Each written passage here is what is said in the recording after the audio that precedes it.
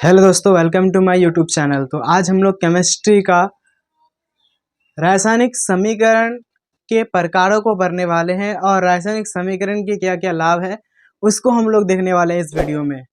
तो अगर आप हमारे वीडियो पर नए हैं तो चैनल को सब्सक्राइब जरूर कर दीजिएगा। तो चलते हैं, हम लोग वीडियो को स्टार्ट करते हैं। तो रासायनिक समीकरण के प्रकार को पढ़ने वाले हैं, ठीक है। इससे पहले हमने रासायनिक समीकरण क्या होता है उसको बताया था और रासायनिक समीकरण को कैसे संतुलित करते हैं, बैलेंस करते हैं, उसको बताया था। अगर आप वो वीडियो नहीं देखे हैं तो मैं इस वीडियो के नीचे डिस्क्रिप्शन बॉक्स में लिंक दे दूंगा, वहां से जाकर के आप देख सकते हैं। तो आज हम पढ़ने वाले हैं रासायनिक समीकरण के प्रकार, जिसको इंग्लिश में हम लोग बोलेंगे टाइप्स ऑफ केमिकल इक्वेशन, ठीक है। तो रासायनिक समीकरण के दो प्रकार होते हैं। एक होता है संतुलित रासायनिक समीकरण, मतलब पूरी तरह से बैलेंस होता है, बैलेंस्ड केमिकल इक्वेशन। और एक होता है असंतुलित रासायनिक समीकरण, मतलब अनबैलेंस्ड केमिकल इक्वेशन, ठीक है। तो सबसे पहले पढ़ना हम लोग कि संतुलित रासायनिक समीकरण क्या है, मतलब बैलेंस्ड केमिकल इक्वेशन क्या है, ठीक है। तो ऐसा रासायनिक समीकरण जिसमें समीकरण के दोनों ओर तत्वों के परमाणुओं की संख्या जो है वो बराबर होना चाहिए। ये एक समीकरण है, क्या है, इक्वेशन है। 2H2 प्लस O2, इधर रिएक्शन, इधर प्रोडक्ट में क्या बनता है 2H2O। मतलब ऐसा समीकरण होना चाहिए जिसके दोनों तरफ परमाणुओं के द्रव्यमान जो संख्या वो क्या होना चाहिए, बराबर होना चाहिए, मतलब इक्वल होना चाहिए, ठीक है।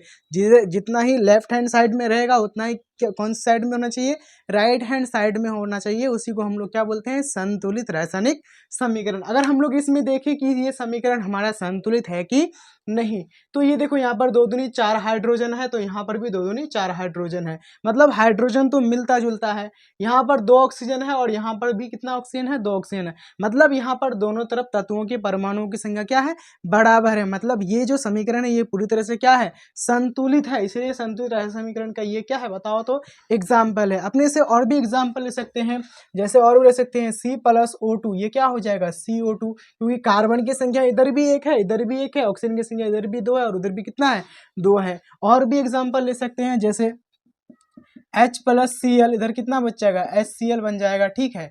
या H2+Cl2, ये हो जाएगा 2HCl। तो ये क्या होता है, संतुलित रासायनिक समीकरण क्या होता है। और रासायनिक समीकरण का जो दूसरा प्रकार है वो क्या है, असंतुलित रासायनिक समीकरण। इसमें क्या होगा, बस क्या होगा, ये बराबर होता है और ये बराबर नहीं होगा। तो लिखेंगे ऐसा रासायनिक समीकरण जिसमें समीकरण के दोनों ओर तत्वों की परमाणुओं की संख्या बराबर नहीं होता है। किसमें, असंतुलित में। देखो यहाँ पर 2 हाइड्रोजन है, यहाँ पर भी है, लेकिन यहाँ पर 2 ऑक्सीजन, लेकिन यहाँ पर कितना ऑक्सीजन है, सिर्फ 1 ऑक्सीजन है, ठीक है। तो ये बराबर नहीं है, इसलिए इसको हम लोग क्या बोलेंगे, असंतुलित रासायनिक समीकरण बोलेंगे, ठीक है। इसका और भी एग्जाम्पल ले सकते हो, जैसे जैसे मान लो कि यहाँ पर ये है H2+Cl2 और इधर ये दे दो HCl। तो यहाँ पर एक ही हाइड्रोजन है और यहाँ पर एक ही क्लोरीन है, लेकिन यहाँ पर 2 हाइड्रोजन और 2 क्लोरीन है, इसीलिए क्या है बताओ तो संतुलित नहीं है। इधर भी होना चाहिए 2 हाइड्रोजन और 2 क्लोरीन, लेकिन नहीं है, इसलिए संतुलित नहीं है, ठीक है। इसलिए इसको हम लोग बोलेंगे अनबैलेंस्ड केमिकल इक्वेशन इंग्लिश में, और हिंदी में बोले तो क्या बोलते हैं, असंतुलित रासायनिक समीकरण। तो हमने रासायनिक समीकरण के प्रकारों को देख लिया। एक होता है संतुलित रासायनिक समीकरण और एक होता है असंतुलित रासायनिक समीकरण। अब हम लोग देखने वाले हैं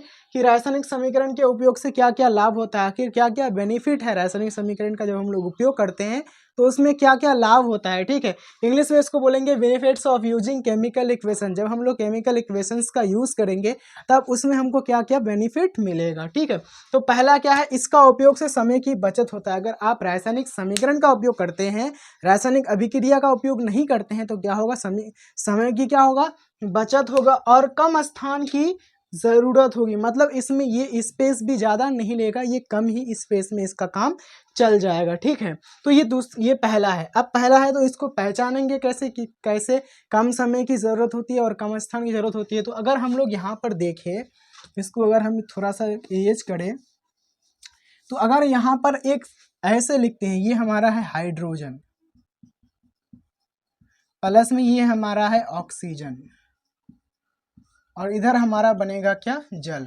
तो ये हमारा एक रासायनिक अभिक्रिया है। लेकिन हाइड्रोजन के जगह में अगर हम लिख दिए H2 प्लस, ऑक्सीजन के जगह में लिख दिया अगर O2 और ये रिएक्शन हो जाएगा 2H2O।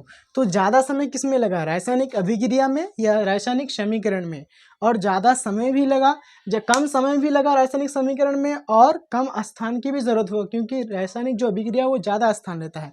इसीलिए पहला तो ये बेनिफिट है कि इसका उपयोग से समय की बचत तो होता ही होता है, और कम स्थान की भी क्या होती है, ज़रूरत होती है। दूसरा इसका क्या है उपयोग है कि लिखने और समझने में आसानी होती है। अब लिखने और समझने में आसानी क्यों होती है, क्योंकि पूरी दुनिया के लोग एक ही प्रकार के रासायनिक संकेतों का प्रयोग करते हैं। अगर पूरी दुनिया में जितने भी कंट्रीज़ हैं, अगर मान लो कि अगर हम यहाँ पर भारत में जल का सूत्र को H2O से जानते हैं, तो अमेरिका में भी जल का सूत्र को H2O से ही जाना जाता है। ठीक है, पहले का समय नहीं है कि अगर मान लो कि हम लोग यहाँ पर फुट में मापते हैं लंबाई को, तो कोई मीटर और सेंटीमीटर में मापता है। ठीक है, हम लोग अगर यहाँ पर चावल को 1 केजी में लेते हैं तो कोई पाउंड में लेता है, तो पहले का ज़माना नहीं है।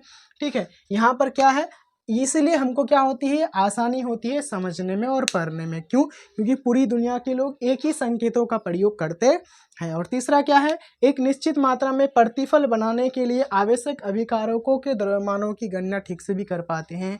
ठीक है, अगर मान लो कि अगर हम यहाँ पर 2 हाइड्रोजन लेते हैं, हाइड्रोजन की मात्रा 2 लेते हैं और ऑक्सीजन की मात्रा भी 2 लेते हैं, तो ये हमारा क्या बनता है, जल बन करके तैयार हो जाता है। इसका मतलब ये है कि अगर यहाँ पर 2 हाइड्रोजन है तो एक हाइड्रोजन कितना होता है, एक हाइड्रोजन का जो वैल्यू है वो परमाणु संख्या 2 होता है, 1 होता है, और 2 है तो 2, उसके बाद अनुपात।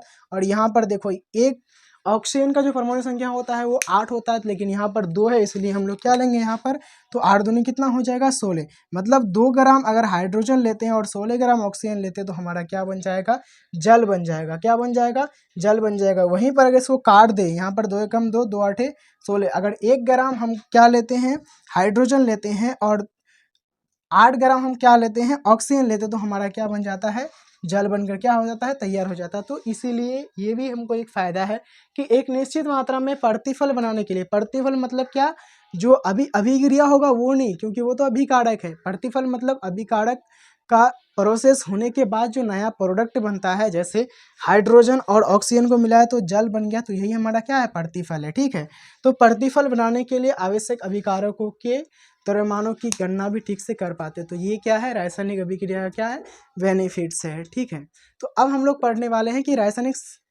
समीकरण की क्या क्या सीमाएं हैं, मतलब कहाँ कहाँ तक इसका लिमिट हो सकता है। ठीक है, उसको हम लोग पढ़ने वाले हैं।